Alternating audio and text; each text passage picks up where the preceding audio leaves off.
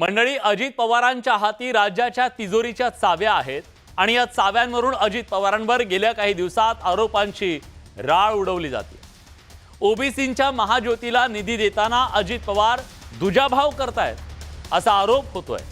शिवाय अजित पवार सामाजिक न्याय विभागाचा अर्थात मागासवर्गीयांचा निधी पळवतायत अशीही टीका केली जाते।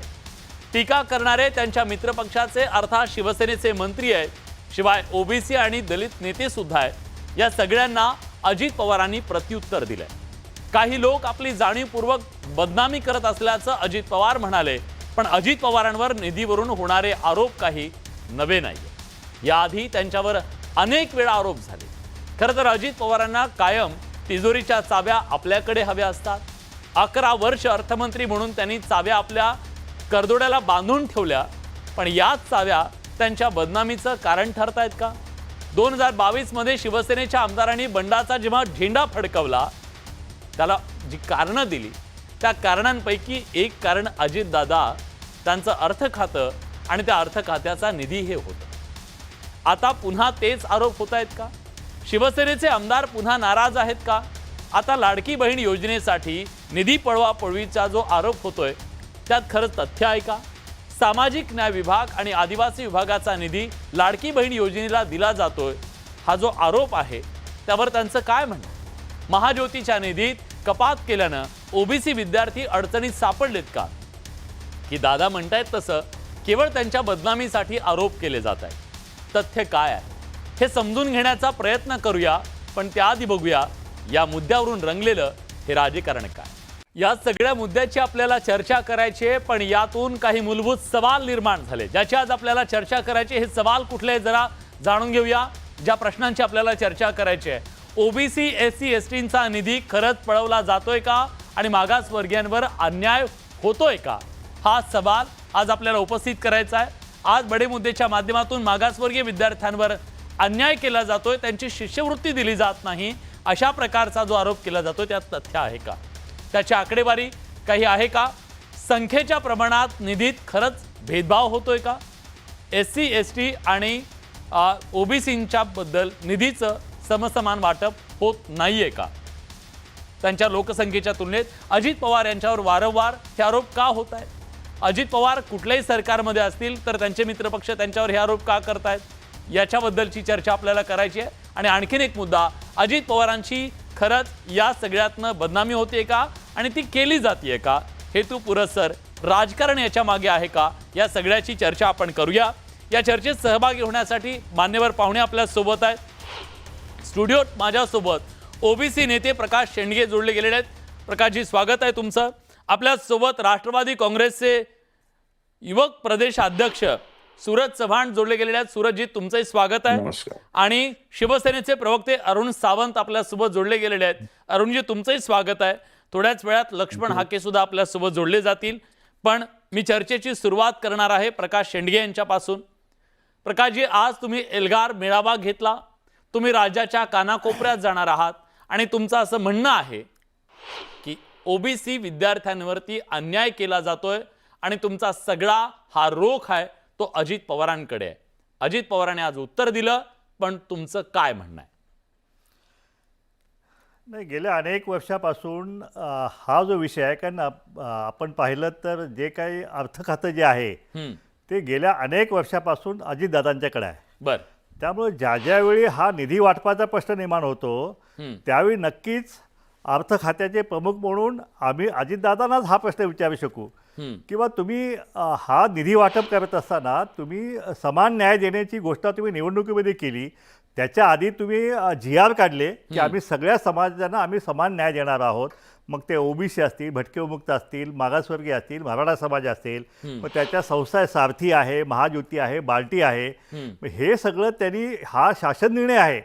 मग असं असताना ह्या निधी वाटपामध्ये हा घोळ का होतोय, हा भेदभाव का होतोय, हा आमचा प्रश्न अजितदादा आहे। आज आम्ही विद्यार्थ्यांची एल्गार परिषद घेतली, त्यामध्ये अक्षरशः विद्यार्थी रडले स्टेजवरती भाषण करताना। काय व्यथा आहे त्यांची?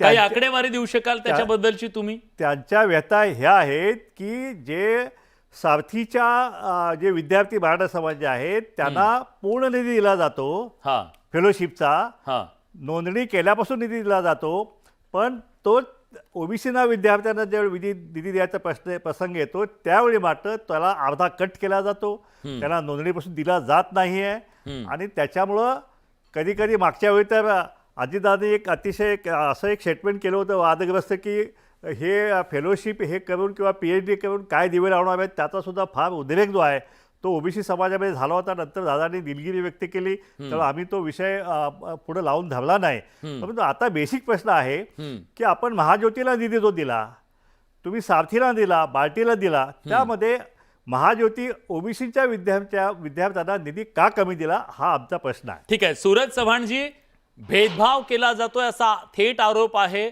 तुमचं याच्यावर काय म्हणणं आहे? ओबीसी विद्यार्थ्यांवर खरंच अन्याय केला जातोय का? खरं तर विलासजी, आत्ताच्या आमचं महायुतीचं सरकार आहे. महायुतीच्या सरकारच्या काळामध्ये वेगवेगळ्या समाज घटकाला न्याय देण्यासाठी वेगवेगळी महामंडळं स्थापन करण्यात आली.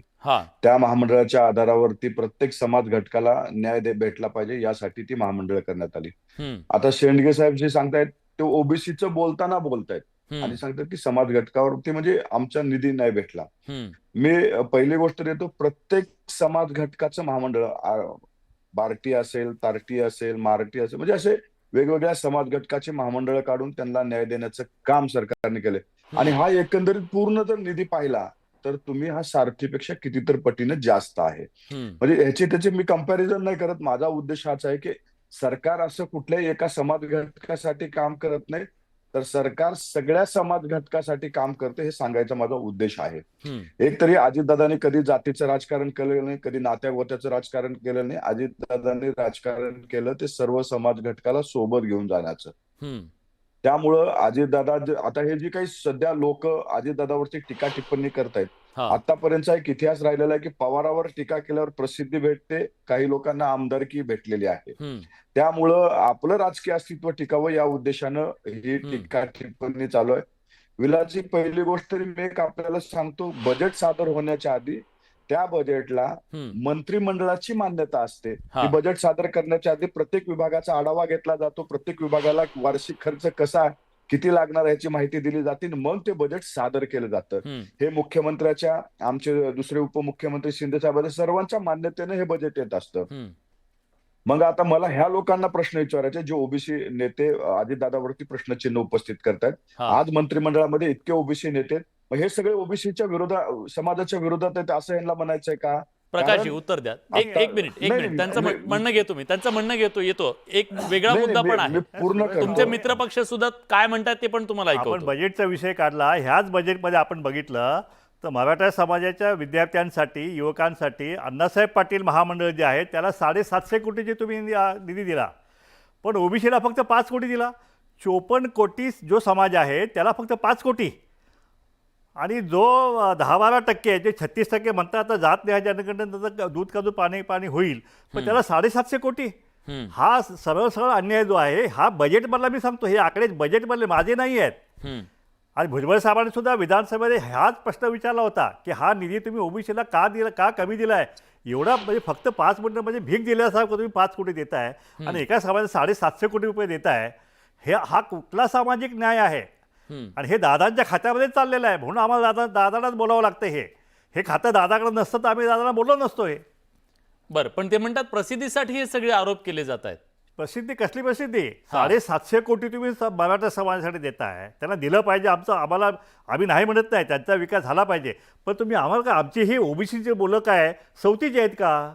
त्यांना का तुम्ही असा भेदभाव तुम्ही कशासाठी करताय? तुम्ही जाहीर केलेला आहे की आम्ही भेदभाव मुळीच करणार नाही. मग 750 कोटी तुम्ही मराठा समाज दिले अण्णासाहेब पाटील महामंडळाला, तर ओबीसीला तुम्ही 750 देणं भाग होतं. पण मग हे सगळे निर्णय काय अजित पवार एकटेच घेतात, बाकी कोणी घेत नाही? त्यांच्याबद्दल तुमचा राग नाही? नाही, बघा असं आहे की अर्थ ज्याच्याकडे खजान्याची चावी आहे त्यालाच आम्ही जाब विचारणार ना. आतापर्यंत जो आहे, ज्यावेळी हा प्रश्न आत्तापासून नाही, आता गेल्या 5-6 वर्षापासून ज्यावेळी निरगुडे समितीनं ज्यावेळी इम्पिरिकल डेटा मागायचे वेळ, त्यावेळी पण 450 कोटी मागितले, ते दिले नाही. मग भांट्या कमिशनला त्याने 29 कोटी दिले, पण ज्यावेळी मराठा समाज सर्वे करायची पाळी आली त्यावेळी म्हणजे 450 कोटी दिले. हे सगळे आकडे रेकॉर्डवरती आहेत. आमचं काही दादांच्यावरती वैयक्तिक दादा आमचे दुश्मन नाही आहेत. आमचा फक्त विषय जो आहे की तुम्ही जे मराठा समाजाला निधी देता त्याच्यापेक्षा आमची संख्या दुप्पट आहे. दुप्पट व्हायला तुम्ही तेवढा पण निधी द्यायला तयार नाही. गेल्या बजेटमध्ये 90 कोटी तुम्ही आमचे कापले, मराठा समाज नाही कापले. यावेळी सुद्धा बजेटमध्ये तुम्ही आम्हाला कमी निधी दिला. कशासाठी? ठीक आहे. हा भेदभाव का केला जातोय हा आमचा प्रश्न आहे. ठीक आहे, सूरजजी उत्तर द्या. विलासजी, खरं तर काय होतं, आपण सारथीला जे बजेट मंजूर झालेलं त्याची थोडीशी माहिती घेतली पाहिजे. ते बजेट आहे इन्फ्रास्ट्रक्चर उभारणीसाठी आणि शिष्यवृत्तीसाठी. हा. ते पूर्ण बजेटपणे ह्याला नाहीये की तुमच्या शिष्यवृत्ती वगैरे. आणि असं मला वाटत नाही की ओबीसी वरती अन्याय करून ते बजेट दिलेले वगैरे वगैरे. पहिला मुद्दा आहे की तुमचं इन्फ्रास्ट्रक्चर उभं करण्यासाठी तरतूद केलेली आहे का, तर 100% केलेली आहे. आता हे सांगतात याच्यामध्ये बजेट नाही दिलं महाज्योतीमध्ये, तर पुण्यश्लोक अहिल्यादेवी होळकरांच्या नावाने जे महामंडळ आहे त्याला सुद्धा निधीची तरतूद केली गेलेली आहे. त्याच्यात सुद्धा बजेट दिलं गेलेलं आहे. असं नाही म्हणायला पाहिजे की तुम्ही एकीकडे बोलत असताना फक्त इन्फ्रास्ट्रक्चरच्या बजेट सहित बोलताय आणि तुम्ही मानताय काय, तर विद्यार्थ्याला शिष्यवृत्ती भेटत नाही. इन्फ्रास्ट्रक्चर उभं करणं वेगळं, विद्यार्थ्याच्या शिष्यवृत्तीचा विषय वेगळा. आणि दुसरी गोष्ट, आता शेंडगे साहेब बोलत होते, मला त्यांना फक्त एक प्रश्न विचारायचा आहे. ज्या वेळेस एखाद्या योजनेला पैसे भेटत नाहीत त्याचं श्रेय तुम्ही अजितदादाला देताय, तर लाडक्या बहिणीचं पूर्ण श्रेय तुम्ही अजितदादाला देणार का? की लाडक्या बहिणीला अरुण महिन्याला सावंत 1,000 देतील त्याचं रुपये उत्तर देताय? मला वाटतं जास्त चांगलं. नाही, मला अरुण शेंडगे सावंतजी साहेबाला प्रश्न आहे. अरुण सावंतजी, अजितदादांची का बदनामी केली जाते असं त्यांचं म्हणणं. अजितदादा तर आज किती संतापले, बदनामी केली जाते का त्यांची?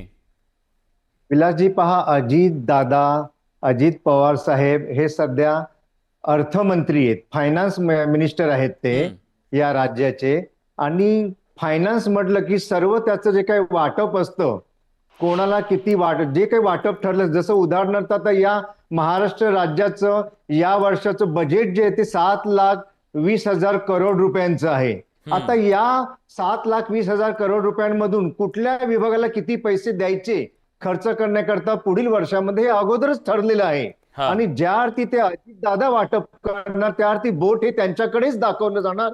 यात चुकीचं असं काहीच नाही, यात बदनामीचा प्रश्न नाही. मात्र एक गोष्ट मी आपल्याला सांगेल, जेव्हा एखाद्या विभागासाठी जर काही रक्कम, काही करोड रुपये आपण त्या विभागाच्या भल्याकरता, त्या समाजातील लोकांच्या भल्याकरता आपण जेव्हा ठेवतो, तेव्हा तो निधी त्यांच्याकरता खर्च केला गेला पाहिजे. मग भले तुम्ही तो टप्प्याटप्प्याने करा. अजितदादा त्यांचं टप्प्याचं वर्गीकरण करून त्यांनी सांगितलं, अख्ख्या महाराष्ट्राने पाहिलं की कसं आम्ही वाटप करतो. पहिल्या ह्याच्यात आम्ही 20%, नंतर दुसऱ्या 40, 60, 80 आणि शेवटच्या टप्प्यात आम्ही 100% करतो. ठीक आहे, ज्याप्रमाणे आपण टक्केवारी सांगितली त्याप्रमाणे त्या विभागाला ती गेली पाहिजे. नुसतं सुरुवातीला आपण रक्कम ठरवतो, परंतु नंतर जर ती त्या विभागाला दिली जात नसेल तर खरोखर त्या विभागावरती किंवा त्या विभागामार्फत ज्या समाजाकरता आपण तो पैसा खर्च करणार असतो त्यांचा त्यावर अन्याय हा होतच असतो. त्याच्यामध्ये बदल हा झालाच पाहिजे. आणि जर का तुम्हाला एखाद्या विशिष्ट योजनेसाठी एखादी विशिष्ट योजना राबविण्याकरता जर अतिरिक्त निधी गोळा करायचा असेल तर तो सर्व विभागांकडून थोडा थोडा केला गेला पाहिजे. हे महायुतीचं सरकार आहे, 3 पक्ष हा सरकार चालवत आहे. तेव्हा तुम्ही अरुणजी 2022ला जेव्हा तुम्ही बंड केलं तुमच्या आमदारांनी, तेव्हा सुद्धा त्यांची हेच गाराणं होतं म्हणा, अडचण होती की बाबा अजितदादा निधी देत नाहीत. ते असं म्हणतात की सासूमुळे वाटणी झाली आणि सासूच वाट्याला आली, अशी आपल्याकडे एक म्हण आहे. तुमची तशीच परिस्थिती झाली आहे का बरं? नाही, अजूनपर्यंत तसे काही एवढा फार मोठा वाद नाही आहे या सरकारमध्ये. परंतु एक गोष्ट मात्र खरी आहे, एक गोष्ट मात्र बिलाजी खरी आहे की ज्याप्रमाणे आजपर्यंत सरकार स्थापन होऊन 6 महिने झालेले आहेत, परंतु या 6 महिन्यामध्ये एका विशिष्ट विभागाच्या निधीमध्ये जर आपण कटौती करत असलो तर तिथे त्या समाजातील लोकांवरती अन्याय हा होणारच. मात्र त्याचा विचार केला गेला पाहिजे, या मताचा मी आहे. कारण जर तुम्हाला अतिरिक्त निधी एका विशिष्ट योजनेसाठी हवा असेल ते चांगल्या करता तुम्ही घेता, त्यात काही नुकसान नाही, तुम्ही स्वतः करता तो घेत नाही आहात, परंतु तो सर्व विभागांकडून विभागा तुम्ही आणि घ्या ना. ठीक आहे, मी विचारतो सूरजजी, त्यांचं असं म्हणणं आहे की जर तुम्हाला लाडकी बहीणसाठी पैसे पाहिजेत तर ते मग SC/ST सामाजिक न्याय विभागाचेच का सगळे, शिवसेनेच्याच मंत्रालयातून का घेताय तुम्ही, आणि मागासवर्गीयांचेच पैसे का घेताय, हा आक्षेप आहे मूळता. सगळीकडून घ्या मग तुम्ही, सगळे पैसे कमी पडले तर. विलासजी, खरं तर आता जे अरुण सावंतजी बोलले ते खरं तर वरिष्ठ पातळीवर एक चर्चा झाली. चर्चेमधनं शिंदे साहेब असतील, देवेंद्र फडणवीस साहेब असतील, दादा असतील, यांच्या बैठकीनंतर काही निर्णय झालेले असतात. आता हे निधी पळवला म्हणजे कुठे पळवला, काय दुसऱ्या कुठल्या विभागाला दिला का, तर त्याच समाज घटकातल्या महिला भगिनीला असेल, वेगवेगळ्या योजनेला असेल, तो निधी दिला गेलेला आहे. निधी पळवला म्हणजे त्या विभागातून दुसऱ्याकडे कुठे पळवलेला नाही किंवा दुसऱ्या समाज घटकाला त्याचा लाभ दिलेला नाही. त्याचा लाभ त्याच समाज घटकातल्या लोकांना भेटलेला आहे, फक्त वेगळ्या योजनेसाठीच भेटला असेल किंवा त्यांनाच. एक मिनिट मी पूर्ण करतो की त्यांच्यासाठीच ती निधी दिलेला आहे. परंतु काही लोक ते समजून न घेता त्याच्यावरती प्रतिक्रिया देतात. मला वाटतंय शिरसाट साहेबांचे सुद्धा त्यावेळेस त्यांना ज्यावेळेस समजावून सांगितलं, त्यांनी सुद्धा ती गोष्ट मान्य केलेली आहे. त्याच्यामुळं मला नाही वाटत की त्याच्यात आता शिंदे साहेब असतील, शिरसाट साहेब असतील, या दोघांच्या मनामध्ये कुठेही निधीवरनं मनामध्ये काही शंका कुशंका राहिल्या असतील. निधी पळवणार म्हणजे कुठे पळवणार, कुठे घेऊन जातो निधी, तर लोकांसाठीच, लोकांच्या कल्याणासाठीच वेगवेगळ्या योजनाच्या माध्यमातून तो लोकांपर्यंत पोहोचवला जातो.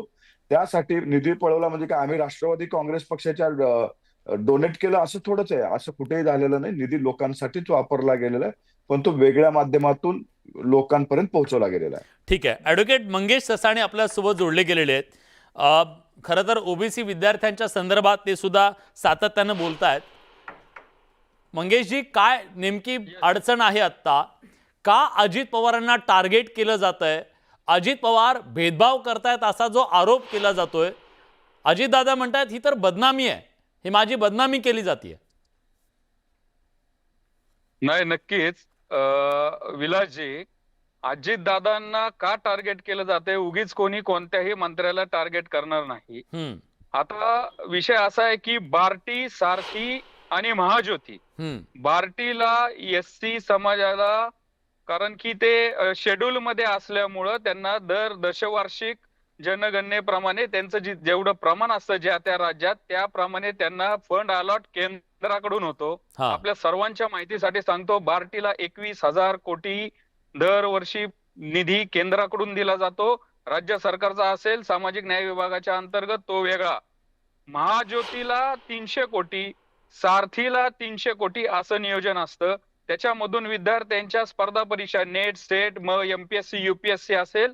आणि त्यानंतर या आता जे सारथीचे जे लाभार्थी आहेत ते मराठा कुणबी, कुणबी मराठा आणि ते एससीबीसी म्हणजे ते आता ओबीसी झालेले आहेत. तसेच जे महाज्योतीच्या अंतर्गत आहेत ते 450 ओबीसी मधील भटके, विमुक्त, विजयंती पकडून सगळे 450 जाती. आता अजितदादांवर होणं साहजिक आहे, कारण की अजितदादांनी जी सारथी पहिल्यांदा ओबीसी मंत्रालयाच्या अंडर होती, अण्णासाहेब पाटील महामंडळ जे ओबीसी मंत्रालयाच्या अंतर होतं, ते अजितदादांनी स्वतःकडे घेतलं. त्याचे पालक अजितदादा झालेत. सारथीचे पालक हे नियोजन विभागाकडे सारथी, अण्णासाहेब पाटील महामंडळ हे सारथीकडे, म्हणजे अजितदादांकडे. मग अजितदादांनी बरोबर फक्त मराठा कुणबी, कुणबी मराठा हा जो प्रवर्ग आहे यांच्यासाठीच्या संस्था फक्त त्यांच्या खात्याच्या अंतर्गत कशा काय घेतल्या? आणि आता दुसरा मला प्रश्न विचारायचा आहे, आता पुणे हे विद्येचं माहेरघर आहे, बार्टीचं मुख्यालय पुण्यात, सारथीचं मुख्यालय तुम्ही विलासजी बघा, या सूरज चव्हाणांनी बघावं, सगळ्या नेत्यांनी बघावं. जे म्हणतात अजितदादा दुजाभाव करत नाहीत ना, डेक्कन सारख्या परिसरामध्ये 1 एकर जागामध्ये 150 कोटी खर्च करून सारथीची टोलेजंग इमारत आहे. आणि महाज्योतीचं जर ऑफिस पुण्याचं बघितलं, ते विभागीय मुख्यालय त्या विश्रांतवाडी येरवड्याच्या तिथं समाज कल्याणच्या जागेमध्ये 700 स्क्वेअर फूटच्या एका खोलीमध्ये ते आहे. तिथं फक्त खुर्च्या टेबल आहेत, 1 कॉम्प्युटर आहे आणि फक्त 3 कर्मचारी आहेत. त्या सारथीला मी परवा दिवशी गेलो होतो, तिथं वॉचमनच 7-8 जण मला विचारायला आले, तुम्ही इथं काय करताय? मग अजितदादा, तुम्हाला सारथी तुमच्या खात्याच्या अंतर्गत घेता येते, सारथीला तुम्ही पाहिजे ती जागा मिळवून देता. आणखीन महाराष्ट्राला समजून द्या, सारथीचं मुख्यालय पुण्यामध्ये आहे डेक्कनला, आणि आता परत औंधला 1.25 एकर जागा ती अलॉट केलेली आहे. कशासाठी? तर सारथीचं विभागीय कार्यालयासाठी. तिथं 1,000 मुलांचं, 1,000 मुलींचं, त्याच्यानंतर प्रशिक्षण हॉल, ऑडिटोरियम, एवढ्या सगळ्याला निधी आहे. बघा माझ्याकडं हा सगळा आता तक्ता आहे, तर मी 2च दिवसात आपल्या सर्वांना मी आता मीडियाला पाठवेल. आता याच्यामध्ये दाखवतो पुणे मुख्यालय सारथीचं, मी दाखवतो सारथीचं पुणे मुख्यालय. जमिनीचे क्षेत्रफळ 41 गुंठे, प्रशासकीय मान्यता रक्कम 87 कोटी, विभागीय कार्यालय कोल्हापूर 1.85 हेक्टर आणि 178 कोटी, असं सारथीचं विभागीय कार्यालय नाशिक 160 कोटी, सारथीचं विभागीय कार्यालय छत्रपती संभाजीनगर 140 कोटी, सारथी विभागीय कार्यालय खारघर 120 कोटी, सारथी विभागीय कार्यालय लातूर 172 कोटी, सारथी विभागीय कार्यालय नागपूर 173 कोटी, सारथी विभागीय कार्यालय पुणे 154 कोटी, सारथी विभागीय कार्यालय अमरावती 171 कोटी, 1360 कोटी अलॉट केलेत अजितदादांनी. ते पालकत्व असलेल्या सारथीला अण्णासाहेब पाटील महामंडळाचा जर डाटा महाराष्ट्राच्या समोर आला तर महाराष्ट्रामध्ये अनागोंदी माजेल. अण्णासाहेब पाटील महामंडळाला किती निधी दिलाय आणि ओबीसी महामंडळाला या वर्षी निधी किती आहे? जबाबदारीने सांगतो 5.5 कोटी आणि अण्णासाहेब पाटील महामंडळाला 750 कोटी. का बरं असा दुजाभाव? मी विचारतो सूरजजी, उत्तर द्यावं सूरज चव्हाणांनी. सूरजजी, जेव्हा आपण शपथ घेतो तेव्हा आपल्यासाठी सगळे समान आहेत असं म्हटलं जातं. मग असं असताना आज भेदभाव कशासाठी? मग आज जेव्हा सरकार निवडून येण्याचं वेळ येते तेव्हा मात्र खूप आश्वासनं सगळी दिली जातात, सगळे समान आहेत म्हटलं जातं. मग आज ते समानतेचं पालन होत नाही का? त्यांनी जी आकडेवारी सांगितली ते खरं आहे की खोटं आहे? विलाजी, सुरुवातीलाच मी सांगितलं होतं की आपण काय करतोय, विचार फक्त ओबीसी समाजाबद्दलच एक विचार बोलतोय आणि पुन्हा एक सारथीचं दोनच कंपॅरिझन करतोय. ओबीसी समाजातल्या वेगवेगळ्या घटकासाठी वेगवेगळी महामंडळ स्थापन करून त्याला निधीची पूर्तता सन्माननीय अजितदादा मुख्यमंत्री. एक मिनिट, ससाने बोलताना तुम्ही बोलताना मध्ये नाही बोललो मी, तुम्ही ऐकून घ्यायचं असं मध्ये नाही बोलायचं. नाही ऐका तुम्ही तुम्हाला काय बोलायचं माझं बोलणं झाल्यावर बोला. प्रत्येक प्रश्नाचं उत्तर देतो तुमच्या, पण मी झाल्यावर बोला. असं डिस्टर्ब ह्याच्यात नका करू. तुम्ही सर्वसमावेशक सुद्धा वेगवेगळ्या महामंडळांना किती पैसे दिले याची आकडेवारी देऊ शकता का? म्हणजे तशी दिली तरी चालेल, काय अडचण? विलासजी, मी आज तुम्हाला ते सगळे आकडेवारी त्या ठिकाणी देऊ शकतो. भटके मुक्त हे शेळीमंडी महामंडळ, ही सगळी पेजे महामंडळ, हे सगळे धरून 47 कोटी होत आहेत आणि एक तर अण्णासाहेब पाटील महामंडळ जे आहे ते 750 कोटी रुपये होतात. ठीक आहे, त्यांच्याकडून उत्तर घेऊ दे. गैरसमज पसरवू नका. मी आपल्याला आकडेवारी आपल्यापर्यंत पोहोचले, डिबेट झाल्या 5 मिनिटाच्या याच्यानंतर ही माहिती आपल्यापर्यंत आणि महाराष्ट्राच्या जनतेपर्यंत ट्विटरच्या माध्यमातून मी आपल्यापर्यंत सांगतो. मला खोटं बोलायचं नाही. जी काही माझ्याकडे अधिकृत माहिती शासनाची आहे ती मी आपल्यापर्यंत कुठल्या महामंडळाला किती कोटीची तरतूद केली गेली आहे. एकट्या पुण्यश्लोक अहिल्यादेवी होळकर या महामंडळाला 40 कोटी रुपयाचा निधी दिलाय. हे मी आता शेंडगे साहेबांच्या माहितीसाठी सांगतो. आज त्यांनी वाटलं तर त्यांनी त्याची माहिती घ्यावी. मला जी माहिती आहे ती मी सांगतो. आणि इतर कुठल्या समाजाच्या महामंडळाला किती कोटीची तरतूद केली गेली आहे ह्याची सुद्धा माहिती अधिकृतपणे किती देतो, की सारथीपेक्षा कितीतर पटीने जास्त आहे. महामंडळ किती दिले सांगा, तेही सांगा. ऐका साहेब, मी बोलतो ना, सारथीपेक्षा जास्त निधी मिळालेला. ओबीसी महामंडळ किती दिले तेही सांगा ना. सगळे महामंडळ आकडेवारी सगळं सांगा ना तुम्ही. माता मी सांगतो ना, अधिकृत डिबेट झाल्याच्या नंतर 5 मिनिटाच्या नंतर हे तुम्हाला मी ट्विटरच्या माध्यमातून मीडियापर्यंत पोहोचेल अशी व्यवस्था करतो. कारण माझ्याकडे आता ती आकडेवारी उपलब्ध नाही. ससाने ऐका ना, मी काही पळून जाणार नाही. मी महाराष्ट्रातले, तुम्ही महाराष्ट्रातले. मला प्रत्येक गोष्टीचं उत्तर द्यायचंय. मला नेता नाही तर मला तुम्ही चुकीची जी माहिती देताय ती लोकांपर्यंत आली पाहिजे. समाज घटकाला न्याय दिला ती माहिती गेली पाहिजे. आता हे तुम्ही अशा पद्धतीने फक्त एका समाजाचं बोलताय आणि ज्यावेळेस आरोप करायचे त्यावेळेस मात्र ओबीसीचं बोलताय. वेगवेगळ्या समाज घटकाला कितीची निधी दिली हे पण मी तुम्हाला सांगतो ना. तुम्ही सारथी आणि महाज्योतीचं कंपॅरिझन करताय आणि सांगताना अजितदादांनी सारथी फक्त त्यांच्या अंगात का घेतली?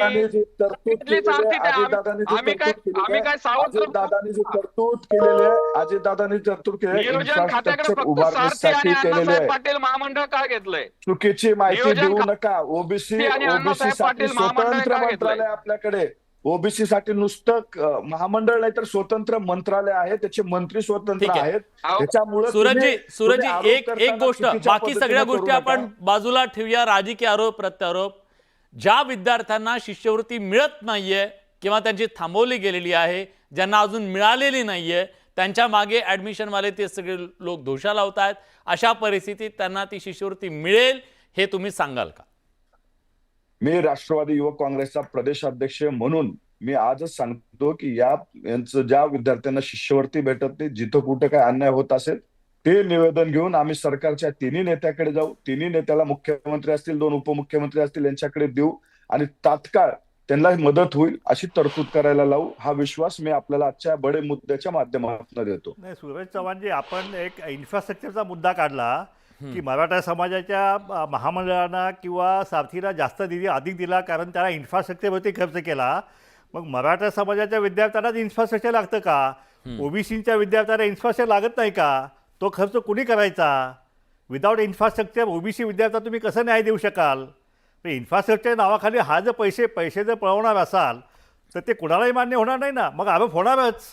ठीक आहे, म्हणून अशा आरोप होत आहेत. नाही. ठीक आहे. शेंडगे याबद्दल खरं तर आकडेवारीनिशी सूरजजी मला वाटतं की तुम्ही सांगायला हवं महाराष्ट्राला की किती नेमका निधी गेलेला आहे आणि अजितदादांवर निधीच्या पळवापळवीच्या बद्दल भेदभावाच्या संदर्भात होणारे जे आरोप आहेत त्याला आकड्यानं उत्तर देणं अतिशय गरजेचं आहे. ठीक आहे, तुम्ही तुमची आकडेवारी नक्की द्या अशी विनंती आपल्याला करतो. पण माझा चर्चेसाठीचा वेळ संपलेला आहे. आज या चर्चेत आपण आपली भूमिका मांडलीत. हा मुद्दा रेज करणं, तो पटलावर आणणं आणि त्याच्याबद्दलचा आवाज सरकारपर्यंत पोहोचवणं हा या डिबेट मागचा उद्देश होता. कुठलेही राजकीय वैयक्तिक आरोप प्रत्यारोपांच्या पलीकडे जाऊ.